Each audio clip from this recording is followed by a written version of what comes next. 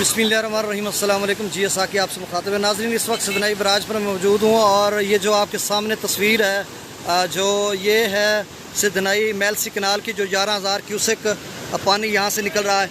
और क्यूसेक की बात जब लोग पूछते हैं तो आज उनको मैं यहाँ पे थोड़ा बता रहा हूँ कि जो क्यूसेक होता है वो 28.3 लीटर पर सेकंड किसी चीज़ से या किसी यूनिट से पानी निकले तो वो, अब देखें ये इसके दर्रे हैं, पता नहीं 8-10 हैं, मैंने गिने नहीं हैं।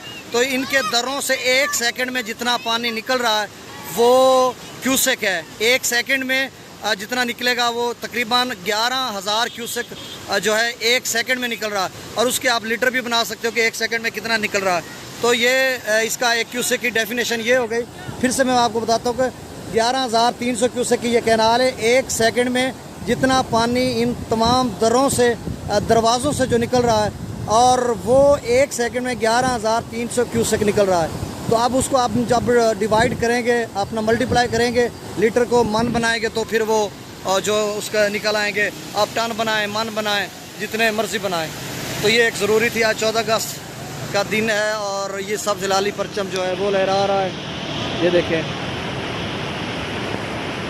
और ये आपके सामने कैनाल है, सदनई कनाल है, जो शुजाबाद और मुल्तान की तरफ जाती है। और ये देखें।